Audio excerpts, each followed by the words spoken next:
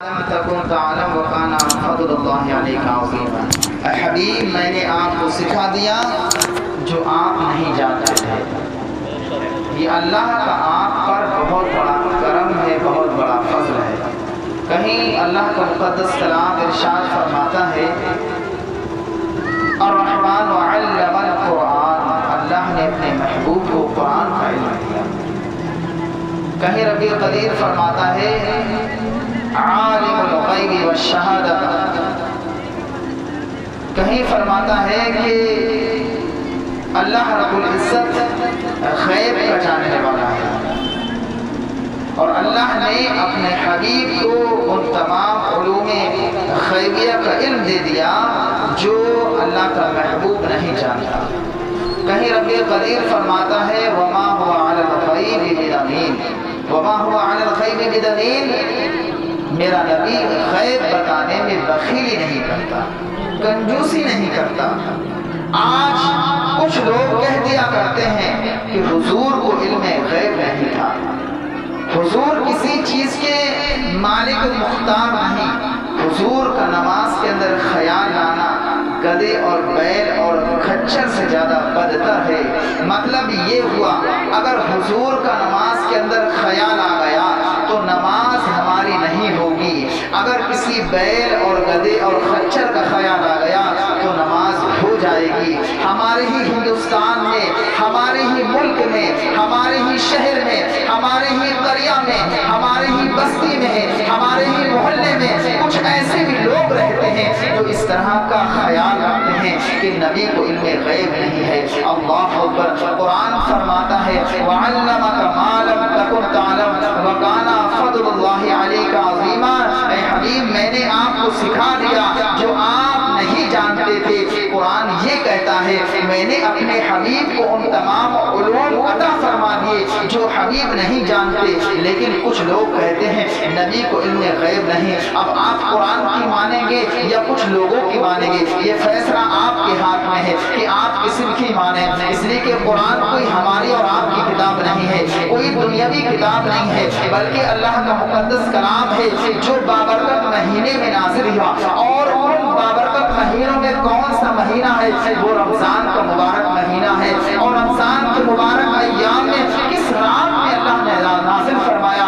وہ شب قدر کی رات ہے جو 1000 مہینوں سے افضل ہے، اور لانے والا جبریل امین اور جس کے سینے میں سمایا قرآن وہ اللہ کا حبیب۔ اب آپ اس کی بات مانیں گے یا لوگوں کی بات مانیں گے؟ فیصلہ آپ کے ہاتھ میں ہے، آپ کو یہ فیصلہ کرنا ہے کہ ہمیں کس کی بات ماننے ہے۔ قرآن کہتا ہے وَعَلَّمَكَ مَا لَمْ تَكُنْ تَعْلَمْ وَكَانَ فَضْلُ اللَّهِ عَلَيْكَ عَظِيمًا۔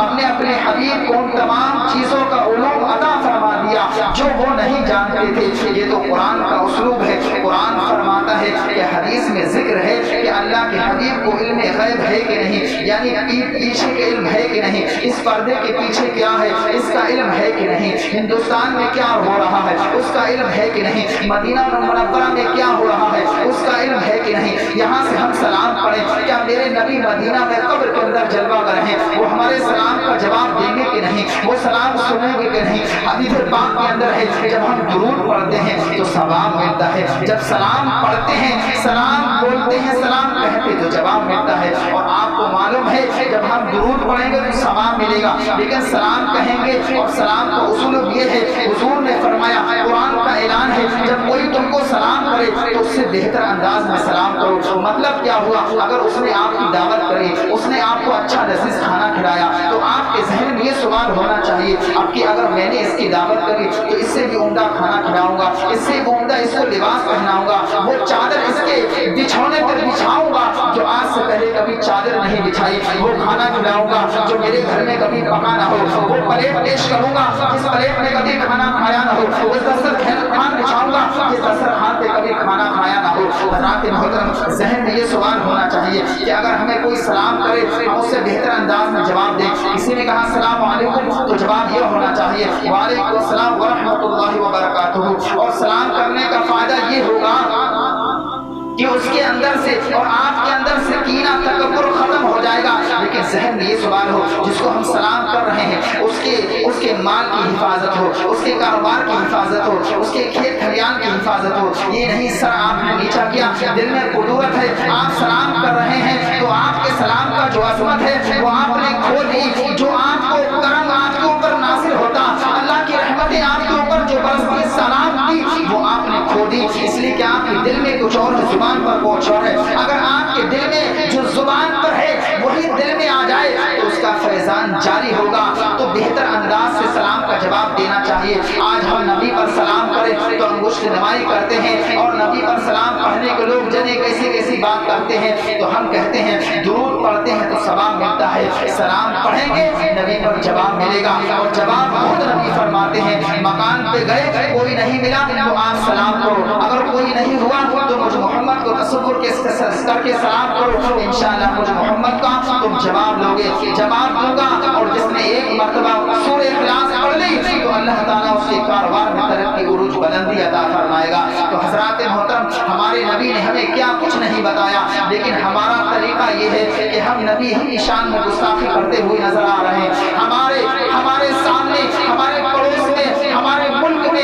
اگر کوئی نبی کی شان میں گستاخی کرے تو ہم کان میں روئی ڈال لیتے ہیں، یا ہم اپنے کام بند کر لیتے ہیں، یا ہم سن کے انسنے بن جاتے ہیں، ہم اس پر کوئی ریئیکشن نہیں کرتے۔ ہم یہ نہیں کہتے آپ اسے جنگجو کریں، کم سے کم اپنی نبی کی محبت پر نعت تو گنگنا سکتے ہیں، اپنی نبی کی محبت پر سلام تو پڑھ سکتے ہیں، اپنی نبی کی محبت پر پروگرام اور میلاد خانے تو کر سکتے ہیں، اپنے بچوں کو درود کہانی تو بنا سکتے ہیں، اپنے بچوں کو نبی کی محبت کا عاشق تو بنا سکتے ہیں۔ ہم سے اتنا بھی نہیں ہوتا۔ ہمارے نبی نے ہمارے لیے کیا کچھ نہیں کہا، کیا کچھ نہیں کیا، اپنا پیارا شہر چھوڑا اس امت کے خاطر، جس شہر میں آپ کا بچپن گزرا، جس شہر میں آپ کا جو ہے پیار گزرا، جس شہر میں آپ کے والد بزرگوار ہو، جس شہر میں آپ کے دادا جان ہو، جس شہر میں آپ کے نانا جان ہو، جو شہر اتنا بابرکت ہو کہ اگر ہم یہاں ایک روزہ رکھیں اور وہاں ایک رکھیں تو وہ 1,00,000 روزے کا ثواب ملتا ہے، نفل میں بھی اسی طرح سے ثواب بڑھ جاتا ہے۔ اس شہر سے کس کو محبت نہیں ہوگی جس میں اللہ کا مقدس گھر ہو، جس میں زمزم شریف ہو، جس میں 70 نبیوں کی قبریں ہوں، جس میں حضرت جو ہے عائشہ حضرت حضور کی والدہ مبارکہ کا مکان ہو، اور جس میں جو ہے آپ کا مکان ہو، آپ کا بڑھنا اور پلنا جس شہر میں ہو، اس شہر سے آپ کو کتنی محبت ہوگی۔ یہ شہر چھوڑا کیوں؟ اس امت کے خاطر چھوڑا۔ یہ امت کیا کر رہی ہے؟ یہ امت کان میں روئی ڈالے ہے یا کانوں میں تیل ڈال رکھی ہے، کوئی اس کی امت پر کوئی جوا نہیں رینگتا۔ حضرات محترم، ہم یہ نہیں کہتے آپ کسی سے جنگجو کریں، کم سے کم اپنے بچوں کو دین کا درد اپنے بچوں کے سینے میں رکھیے، اپنے بچوں کو عالم دین بنائیے، اپنے بچوں کو دین کا غازی بنائیے، اپنے بچوں کو امام سے محبت کرنے والا بنائیے، اپنے بچوں کو جو ہے قرآن سے محبت کرنا والا بنائیے، قرآن کی تعلیم دیجیے، اپنے بچوں کو علم دین کی محبت سینے میں ڈالیے، اہل بیت کی محبت سینے میں ڈالیے، انشاءاللہ ہماری دنیا بھی کامیاب ہوگی، ہماری آخرت بھی کامیاب ہوگی۔ تو حضرات محترم، ہم یہ عرض کر رہے تھے کہ اللہ نے اپنے حبیب کو علوم غیبیہ عطا فرمایا، کیا قرآن میں اس کا ذکر ہے، قرآن میں بھی اس کا تذکرہ ملتا ہے۔ تو سنیے حدیث پاک میں ہے، اللہ کے محبوب نے ارشاد فرمایا کہ میں معراج کی رات جب آسمانی دنیا پر گیا تو اللہ رب العزت جل مصطفیٰ نے میرے حلق میں ایک ایسا قطرہ ڈالا کہ میں جان لیا جو کچھ آسمانوں میں ہے، جو کچھ زمینوں میں ہے۔ کہیں فرماتے ہیں میرے مصطفیٰ کہ اللہ رب العزت نے میرے حلق میں ایک ایسا قطرہ ڈالا تو میں جان لیا جو قیامت تک ہونے والا ہے اور جو ہو چکا، میں نے یہ سارے علوم جان لیے۔ اب بتائیے کہ قرآن اور حدیث یہ کہتا ہے کہ اللہ نے اپنے حبیب کو علوم عطا فرمایا، لیکن لوگ کہتے ہیں کہ نبی کو علم غیب نہیں تھا۔ اور سنیے حدیث پاک میں ہے، ان اللہ تعالی قد رفع للدنیا فانا انظر الیہا والى ما هو قائم فیہا الى یوم القیامت کانما انظر الى کفی ہذہ۔ میرے نبی نے فرمایا لوگوں، اللہ نے میرے لیے ساری کائنات کو اس طرح ظاہر فرما دیا کہ میں قیامت تک ہونے والے ہر واقعے کو اس طرح سے دیکھ رہا ہوں جیسے مجھے اپنے ہاتھ کی ہتھیلی نظر آ رہی ہے۔ میرے مصطفیٰ فرماتے ہیں، ان اللہ تعالی سبی الی الارض فرأیت مشارقها ومغاربها۔ میرے نبی نے فرمایا اللہ نے میرے لیے روئے زمین کو اس طرح سے سمیٹ دیا، میں نے اس کے مشرقوں کو، میں نے اس کے مغربوں کو، یعنی مشرقوں کو مغربوں کو، جتنے بھی پچھم ہے پچھم ہے، جتنے بھی پورب ساری بستی اللہ نے مجھے دکھا دی، اور میرے نبی فرماتے ہیں علمت علم الاولین والآخرین، اللہ کریم نے مجھے اول کا علم بھی دے دیا، مجھے آخر کا علم بھی دے دیا، مجھے زمین کا علم بھی دے دیا، مجھے آسمانوں کا علم بھی دے دیا، مجھے زمین کا علم بھی دے دیا۔ اوتیت مفاتیح خزائن الارض، میرے مصطفیٰ کریم فرماتے ہیں مجھے زمین کے خزانوں کی کنجی دے دی گئی، تو ہم کیوں نہ کہیں کہ کنجی تمہیں دی اپنے خزانوں کی خدا نے، کہ کنجی تمہیں دی اپنے خزانوں کی خدا نے، محبوب کیا مالک مختار بنایا۔ اب قرآن اور حدیث یہ کہتا ہے کہ اللہ نے اپنے محبوب کو علوم غیبی عطا فرمایا، لیکن لوگ کہتے ہیں نبی کو علم غیب ہے۔ اب نبی کی بات مانیں گے، لوگوں کی بات مانیں گے، فیصلہ آپ کا۔ نبی کی بات مانیں گے، حدیث پاک سنیے، قیامت کا منظر ہے، میرے مصطفیٰ کریم فرماتے ہیں، کیا فرماتے ہیں؟ اے لوگوں، میں اس جگہ بیٹھ کر تمہیں یہ خبر دے رہا ہوں کہ جب میرا مہدی مکے میں آئے گا، پھر میرا مہدی جہاد فرمائے گا، پھر وہ ترکی تک فتح کرتے ہیں چلے جائیں گے، ان کے ساتھ اس وقت چنے ہوئے لوگ ہوں گے، فرمایا اتنے میں شیطان یہ خبر اڑائے گا لو مکہ میں حملہ ہو گیا، حضرت امام مہدی 10 سواروں کو چنیں گے، کہیں گے جاؤ تم پتہ کر کے آؤ کیا ایسا ہوا ہے یا نہیں۔ میرے آقا فرماتے ہیں رب کعبہ کی قسم میں ان سواروں کو بھی جانتا ہوں، ان کے باپوں کا بھی مجھے نام آتا ہے، اور جس رنگ کے گھوڑوں پر وہ بیٹھ کے جائیں گے مجھے ان کے گھوڑوں کا رنگ بھی پتا ہے۔ قیامت سے 40 سال پہلے حضرت امام مہدی آئیں گے، وہ ترکی تک فتح کرتے چلے جائیں گے، ان کے ساتھ 10 صحابہ ہوں گے، تو اتنے میں شیطان یہ خبر اڑائے گا آپ یہاں فتح کر رہے، آپ کے مذہب میں جو خانہ کعبہ ہے جس کی طرف آپ مڑ کر کے نماز پڑھتے ہیں وہ کفار و مشرکین نے ڈھا دیا، تو آپ ان نوجوانوں کو بھیجیں گے۔ میرے حضور ارشاد فرماتے ہیں اللہ کی عزت کی قسم کھا کے کہتا ہوں کہ امام مہدی 10 نوجوانوں کو 10 نوجوانوں کو بھیجیں گے، ان کا مجھے نام بھی پتا ہے، اور تو اور ان کے باپ دادوں کا نام بھی پتا ہے، اور تو اور جس رنگ کے وہ کپڑے پہنیں گے مجھے ان کے کپڑوں کا رنگ بھی پتا ہے، اور جس گھوڑوں پر بیٹھ کر جائیں گے اللہ کی عزت کی قسم مجھے ان کے گھوڑوں کا رنگ بھی پتا ہے۔ اب آپ بتائیے، کچھ لوگ کہتے ہیں نبی کو علم نہیں ہے، لیکن یہاں حدیث کہتی ہے نبی کو علم ہے۔ قیامت سے 40 سال پہلے اور ایک علم غیب پر آپ کو مضبوط دلیل دوں، حبیب یمن کا گورنر جب دین کثرت سے پھیلنے لگا، جب دین کے ماننے والے دن بدن ہوتے گئے، تو سب سے بڑا دشمن اگر دین کا کوئی تھا تو ابو جہل تھا۔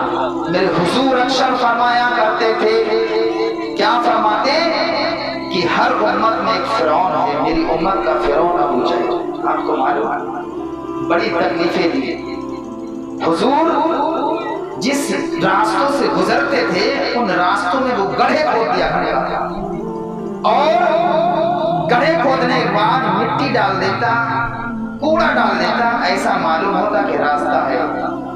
پھر کم بخت بد نصیب حضور کے لیے گڑھے کھودتا لیکن خود اسے نکل جاتا۔ یہ اللہ کا قہر تھا اس کے اوپر کہ تو میرے محبوب کے لیے گڑھا بنا رہا ہے، ایک دن کوئی اس کے اندر جائے گا۔ گڑھا بنایا تھا حضور کے لیے، خود گر گیا۔ اب جب اس کو لوگ نکالنے کے لیے کوشش کرتے تو پھر اندر چلا جاتا، اب چیخ چیخ کے کہنے لگتا ہے کوئی نہیں نکالے گا مجھے، محمد عربی ہی نکالیں گے، آمنہ کا لالی نکال سکتا ہے، جاؤ ان کو بلا کر کے لاؤ۔ چاہتے حضور نہ نکالتے، لیکن حضور کہتے ہیں ابو جہل اب بھی توبہ کر لے، سچی توبہ کر کے سچی اسلام میں داخل ہو جا۔ حضور نے ہاتھ دیا، کھینچ لیا، نہیں تو زمین اس کو اندر پھنسا دے رہی۔ बताओ, जो नबी के लिए कांटे बिछा रहा हो, हुजूर उसको दुआएं दें, उसको जान से बचाएं। हमारे महबूब जैसा हम खुशकिस्मती कि अल्लाह ने हमें ऐसा नबी अता फरमाया। ये हमारी खुशकिस्मती है कि अल्लाह ने हमें ऐसा महबूब, ऐसा नबी अता फरमाया। तो जब इस्लाम कसरत से फैलने लगा, अबू जहल के पेट में दर्द होने लगा। अबू जहल ने एक खत लिखा और वो खत हबीब यमनी की जानिब लिखा कि ऐ हबीब यमनी, मक्का मदीना मुनव्वरा में लोग मुसलमान दिन ब दिन होते चले जा रहे हैं, लोग इस्लाम में दाखिल हो रहे हैं, आप जल्द से जल्द आओ। और आपका लोगों ने कर्ज ले लिया है, अगर आप अपने कर्ज का मुतालबा करें और अगर वो देने से इनकार करें या कुछ देर बाद देने के लिए कहें, तो आप इस्लाम की बात बोल देना कि मोहम्मद अरबी के इस्लाम को छोड़ना पड़ेगा और मेरे पहले वाले दीन पर कायम रहना पड़ेगा। जब हबीबी ने अपनी खत पढ़ा तो फिर वो यमन से मदीना मुनव्वरा पहुंचा। शाम का वक्त था, तमाम सहाबा इकराम हुजूर के इर्द गिर्द बैठे हुए हैं। अल्लाह अल्लाह, तमाम सहाबा नबी के इर्द गिर्द बैठे हुए हैं और एकदम सन्नाटा छाया हुआ है। उसने पहला सवाल किया हिम्मत करके, चूंकि सहाबा की हिम्मत नहीं होती हुजूर की बारगाह में बोलने की, इसलिए कि हुजूर की बारगाह का अदब था कि बड़े बड़े सहाबा खामोश रहते, एकदम सन्नाटा मचा रहता। उसने हिम्मत करके हुजूर की बारगाह में एक सवाल किया। वो सवाल ये था, या नबी अल्लाह, ऐ अल्लाह के हबीब, आप नबी होने का दावा करते हैं, आप सच्चे रसूल होने का दावा करते हैं, अगर आप सच्चे नबी हैं तो इस चांद के 2 टुकड़े फरमा दीजिए। अल्लाह अल्लाह इतना कहना था। अल्लाह के महबूब ने बगैर किसी तामुल के, बगैर किसी फिक्र के, बगैर किसी सोचे के उंगली का इशारा किया, चांद 2 टुकड़े हो गया। तफसीर के अंदर है चांद इतने फासले से जाकर गिरा कि उसके दरमियान एक हरा पहाड़ दिखने लगा। अल्लाह अल्लाह, दूसरा सवाल था हबीबी अम्मी का, अभी उसने दूसरा सवाल नहीं किया। मेरे मुस्तफ़ा ने इरशाद फरमाया, ऐ हबीबी अम्मी, तूने एक सवाल तो कर दिया, लेकिन तेरे जहन में एक सवाल और अभी घूम रहा है, तू चाहे तो मैं तेरे सवाल का जवाब दे दूं। हबीबी अम्मी बोला, इससे बेहतर क्या होगा। मेरे मुस्तफ़ा ने इरशाद फरमाया, ऐ हबीबी अम्मी सुन, तेरा दूसरा सवाल ये है कि तेरी एक बेटी है जो पैरों से लंगड़ी है, हाथों से लुझी है, कानों से बहरी है, जुबान से गूंगी है, आंखों से अंधी है, अपाज है, बरसों से बीमार है, तू चाहता है तेरी बेटी सही हो जाए। ऐ हबीबी अम्मी, तू मुझ मोहम्मद की बारगाह में आया है, सच्चे रसूल की बारगाह में आया है, जा मैंने बोल दिया तेरी बेटी सही हो जाएगी। तेरा दूसरा सवाल यही था। ऐ हबीबी अम्मी बता, तेरा दूसरा सवाल था ये कि नहीं था। उसकी आंखें पुरनम हो गई। बोला हाँ, हमारा दूसरा सवाल यही था। मजलिस बर्खास्त होने के बाद हबीबी अम्मी यमन की जानिब रुख करता है और यमन पहुंचता है, घर पर पहुंचता है, दरवाजे पर दस्तक देता है। देने के बाद वही बेटी जो सदियों से बीमार थी, जिसके पैर इतने बेकार थे कि कभी पैर से चल ना सकी, उसके हाथ इतने बेकार थे कभी हाथ से पकड़ ना सकी, जुबान गूंगी थी कभी जुबान से बोल ना सकी, आंख ऐसी अंधी थी, बेकार थी, कभी आंखों से ना बाप को देखा, ना माँ को देखा, ना अपने परिवार को देखा, ना घर मकान को देखा, बिल्कुल बेकार थी। अल्लाह अल्लाह, वही बेटी आती है दरवाजा खोलने, दरवाजा खोलती है, बाप बेटी का चेहरा देखता है, बेटी जो है बाप का चेहरा देखती है, दोनों जब एक दूसरे को देखते हैं तो आंखें अश्कबार हो जाती है, आंखें अश्कबार और पुरनम हो जाती हैं। रोते रोते बाप बोला, ऐ मेरी पूरे नजर, ऐ मेरी लगते जिगर, ऐ मेरी झूठे जिन्हें मेरी बेटी, जरा ये तो बता तेरी हालत में सही कैसे हुई, तू तो बरसों से बीमार थी। तो वो बेटी कहने लगी, अब्बा जान, एक नूरानी चेहरे वाला, हसीन मुखड़े वाला, काले जुल्फ वाला, जिसका चेहरा इतना बाबरकत था, जिसका चेहरा इतना हसीन था, जिसके बदन से इतनी प्यारी प्यारी खुशबू निकलती थी कि वो आया, घर नूर से जगमगा उठा, नूर से मुनव्वर हो गया, हर घर से, हर गली से, हर ऊंचे से खुशबू की फुआएं फूट रही थी। उसने बड़े मुअद्दब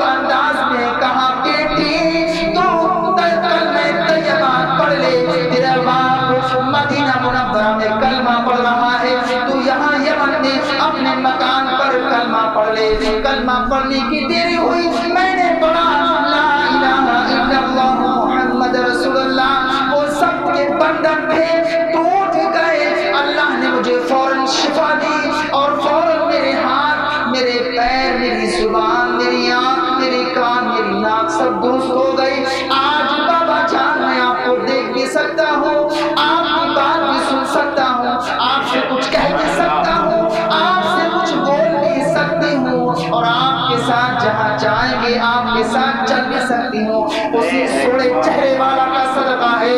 اللہ اللہ، یہ میرے نبی کی شان ہے۔ اگر برسوں سے بیمار ہو، حضور چلے جائیں مکان پر تو مکان خوشبودار ہو جائے، اور ساتھ ہی ساتھ بیمار شفا یاب ہو جائیں۔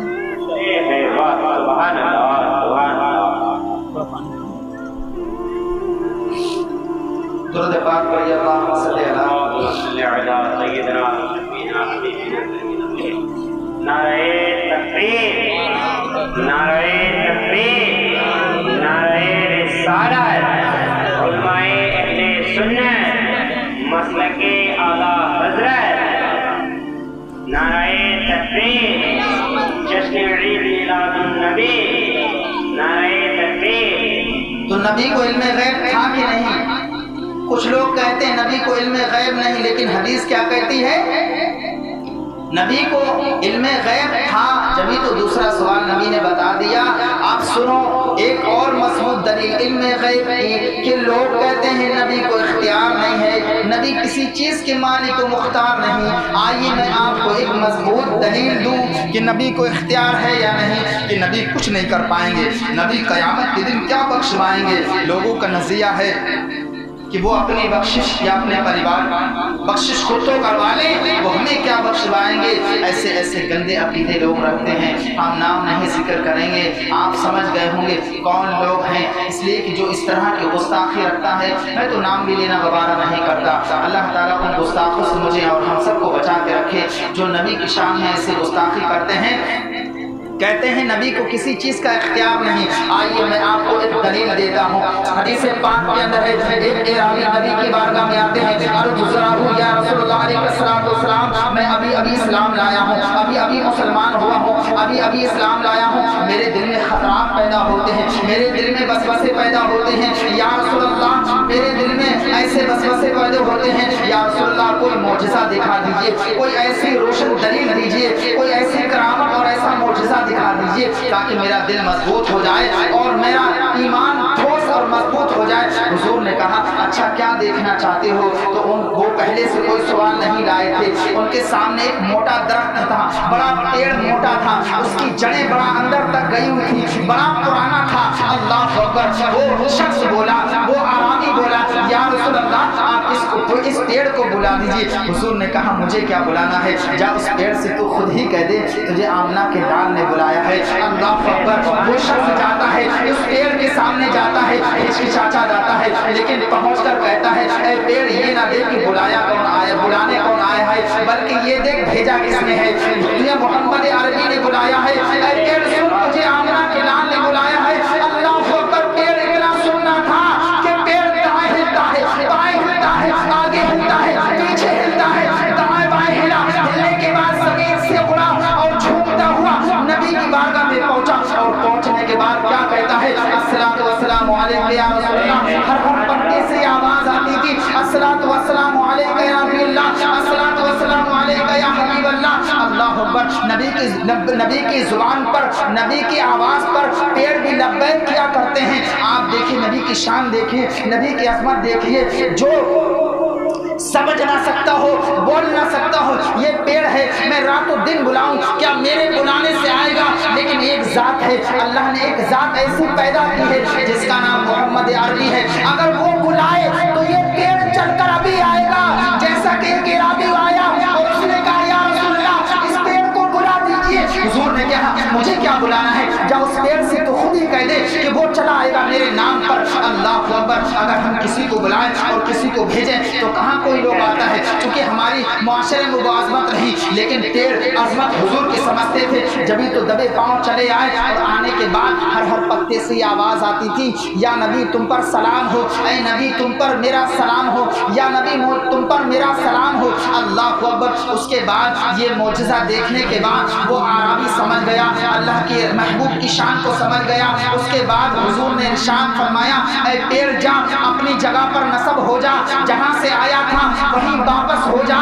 आना तो समझ में आता है लेकिन जाना कैसे समझ में आता है। लेकिन देखो ये नबी की बारगाह है, यहाँ जाना भी समझ में आएगा और यहाँ आना भी समझ में आएगा। अल्लाह अकबर। पेड़ उसी तरह से फिर इंसानी शक्ल अख्तियार करता है और जाकर वहीं नस्ब हो जाता है। अब एक बात हमारे समझ में नहीं आई, एक पॉइंट की बात आपको देना चाहता हूँ। पेड़ से जब कहा उस शख्स ने, उस एराबी ने कि ऐ पेड़ तुझे नबी ने बनाया, तो बार बार हिला, बार बार झूमा। आखिर वो हिला क्यों? आपको पता है वो क्यों हिला? वो अपनी जिंदगी पर, वो अपनी अज़मत पर नाज कर रहा था कि ऐ लोगों सुनो, मुझ पेड़ को बुलाने वाला कोई आम इंसान नहीं बल्कि नबियों का नबी है, इमामुल अंबिया है, मोहम्मद अरबी है, आमिना का लाल है। और सुनो, अगर चाहता तो एक बार भी उखड़ जाता, बार बार हिलता नहीं, तो हिला इस वजह से कि बुलाने वाला कोई आम इंसान नहीं है। इसलिए कि बाद में लोग कह देते ऐ पेड़ को एक बार भी उखड़ गया। इसलिए कि दुनिया का उस्लूब है, जब हम गड़ी हुई चीज को जब गाड़ देते हैं, किसी हम बल्लम को या किसी चीज को हम गाड़ देते हैं, जब उसको उखाड़ते हैं तो हिला हिला के जगह करना पड़ती है, तब जाके वो उखड़ता है। ये पेड़ बताना चाहता है, ऐ लोगों बुलाने वाला कोई आम इंसान नहीं बल्कि मोहम्मद अरबी है, तमाम नबियों का सरदार है। अगर चाहता मैं एक बार भी उखड़ कर नबी की बारगाह में चला जाता तो लोग कह देते हैं पेड़ तूने नबी की शान में गुस्ताखी की, तू दुनिया के उस्लूब के खिलाफ उखड़ा है। मैं दुनिया के उस्लूब पर उखड़ के दिखाया, बताया कि बुलाने वाला कोई और नहीं, मोहम्मद अरबी है। अदब के दायरे में जाएंगे।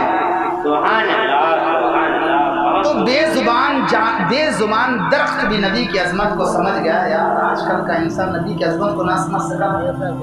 कहता है नबी ने शादी नफ्स परस्ती के लिए की। अरे तू क्यों अपने ईमान के जनाजे निकालता है और तूने कैसे ये बात कह दी? आपको मालूम है जवानी के अय्याम किस उम्र पर होते हैं? नफ्स कब उभरता है आपको मालूम है? नफ्स कब उभरता है? नफ्स उभरता है, जवानी जोश मारती है 25 साल की उम्र पर, 20 साल की उम्र पर, 18 साल की उम्र पर। और आपको मालूम है मेरे नबी ने कुछ 25 साल की उम्र में शादी किससे की? एक बेवा औरत से जिसकी उम्र 40 साल, जो हुजूर से 15 साल बड़ी थी। और एक पॉइंट की बात और बताता चलूं आपको, हजरत खदीजा किसी एक मर्द से छूटी हुई नहीं थी बल्कि 2 या 3 से छूटी हुई थी। यानी 2 या 3 मर्तबा बेवा हो चुकी थी।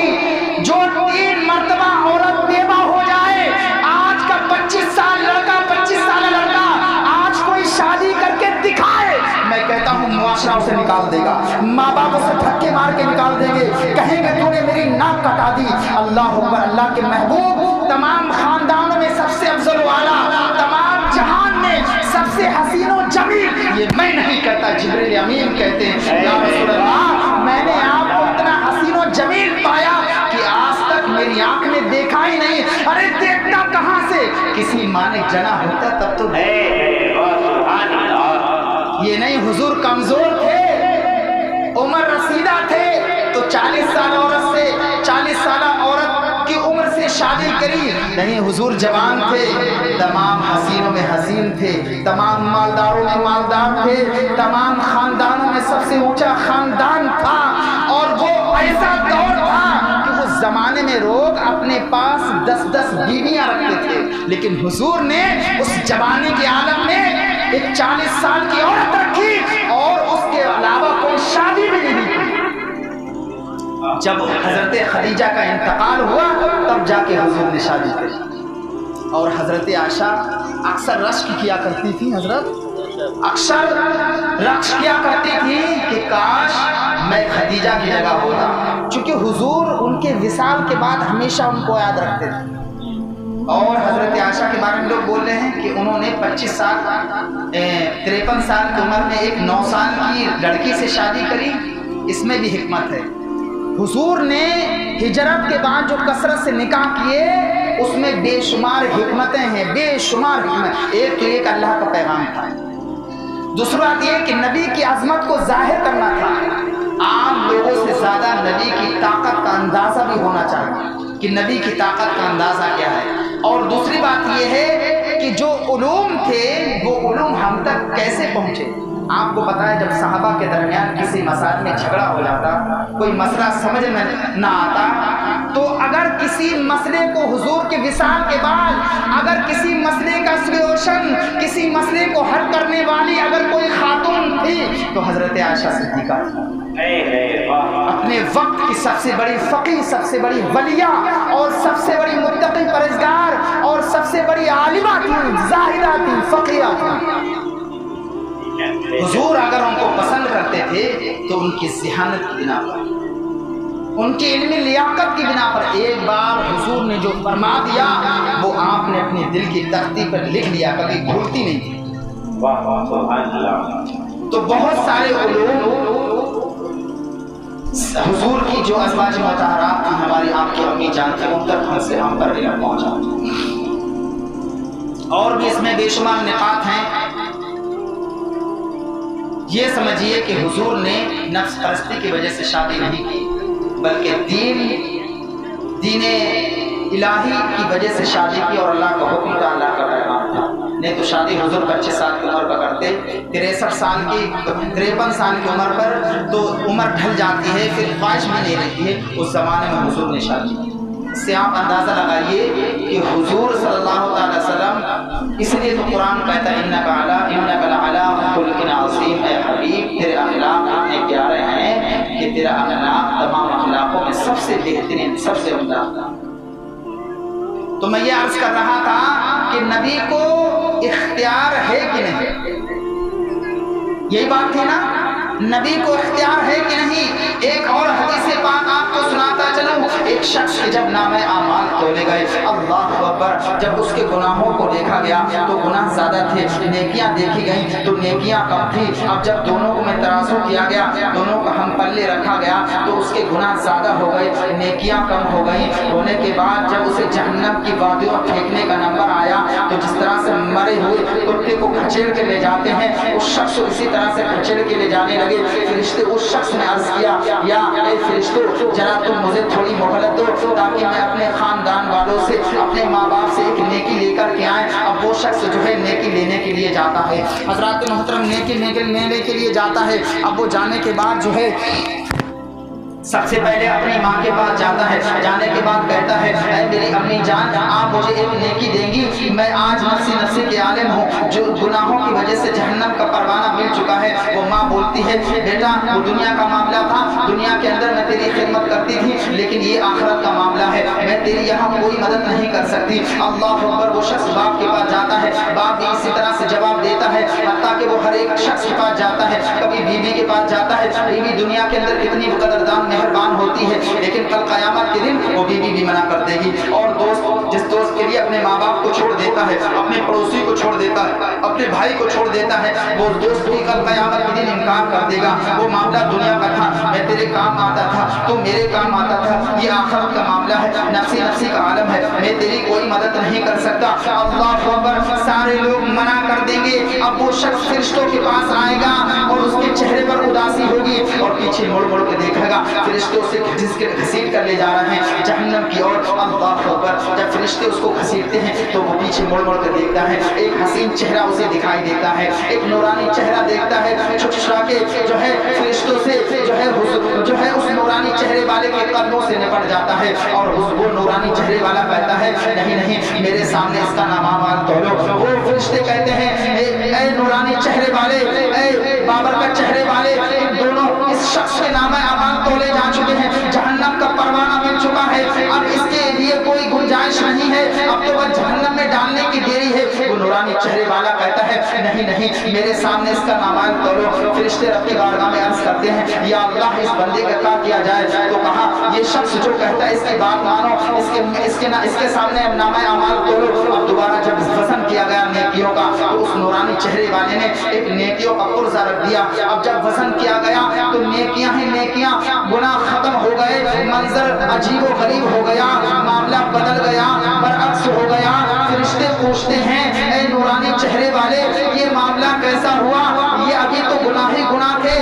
गुनाह नेकियों में कैसे बदल गए। तो नूरानी चेहरे वाला कहता है, वो नूरानी चेहरे वाला कौन है, कोई और नहीं जनाब अहमद मुज्तबा मोहम्मद मुस्तफ़ा सल्लल्लाहु तआला अलैहि वसल्लम है। उस वक्त जब बीवी भी काम नहीं आई, माँ बाप भी काम नहीं आए, दोस्त अहबाब भी काम नहीं आए, पड़ोसी भी काम नहीं आए, उस वक्त मेरे मुस्तफ़ा काम आए। मेरे मुस्तफ़ा ने कहा मेरे सामने इसका नाम अमाल तोलो। जब नाम अमाल तोले गए तो नेकियों का पल्ला हल्का था, गुनाहों का पल्ला भारी था। अब नेकियों में एक पुर्जा डाल दिया, एक नेकी डाल दी। अब क्या देखते हैं, गुनाह खत्म, नेकियां ही नेकियां हो गई। फरिश्ते पूछते हैं ये मामला कैसे हुआ, अभी तो गुनाह ही गुनाह थे। तो उस नूरानी चेहरे वाले जनाब अहमद मुज्तबा मोहम्मद मुस्तफ़ा सल्लल्लाहु तआला अलैहि वसल्लम इरशाद फरमाते हैं, ऐ फरिश्तों सुनो, ये गुनहगार है ठीक है, लेकिन मेरा उम्मती है। मुझ पर कभी कभी दुरूद पाक पड़ता था, उसी का तोहफा मैंने इसके तराजू में डाल दिया है, उसी की बरकत है कि गुनाह खत्म हो गए और गुनाह नेकियों में तब्दील हो गए। अल्लाहु अकबर। अब जरा आप अंदाजा लगाइए कि जहाँ माँ भी काम नहीं आई, जहाँ बाप भी काम नहीं आए, जहाँ दोस्त अहबाब भी काम नहीं आए, जहाँ बीवी भी काम नहीं आए, वहाँ मोहम्मद अरबी काम आए। अब ये बताइए, अपने बच्चों को मोहम्मद अरबी का दीवाना बनाओगे, रसूलुल्लाह का दीवाना बनाओगे। अपने बच्चों को 3 चीज़ों की मोहब्बत पर सिखाओ, एक हुजूर की मोहब्बत, एक अहले बैत की, रसूलुल्लाह के अहले बैत की, और एक कुरान पढ़ने की मोहब्बत अपने बच्चों के सीने में सिखाओ। इसलिए कि ये 3 मोहब्बतें ऐसी मोहब्बतें हैं कि अल्लाह रब्बुल इज्जत जल्ला मजदूहू इसके तसद्दुक़ से हम सब की मुश्किलें आसान फरमाएगा। हज़रात मोहतरम, मेरा वक्त हो चुका है और कुछ बयान करने का था, लेकिन वक्त किल्लत दामगीर है, इसलिए इंशाअल्लाह ताला मैं अपनी गुफ्तगू यहीं पर समेटता हूँ।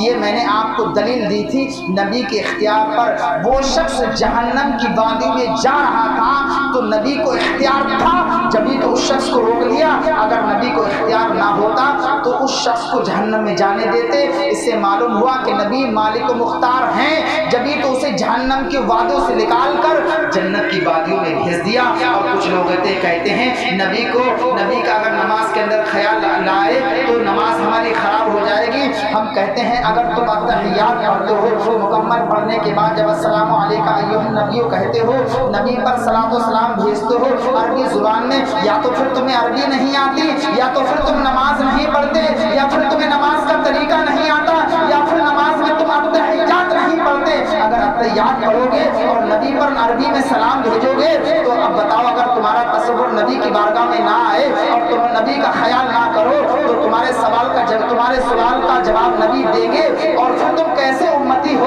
कि नबी को सलाम कहो और तसव्वुर तुम्हारा कहीं और हो, खेत खलियान में तुम्हारा दिमाग हो। तो हम अगर किसी इंसान को सलाम करें और उसकी जानिब पीट कर लें तो वो सलाम का जवाब देगा। कहेगा मौलाना तुमसे बड़ा बदतमीज कोई इंसान मैंने दुनिया में नहीं देखा कि तुम सलाम करते हो और पीट करके सलाम करते हो।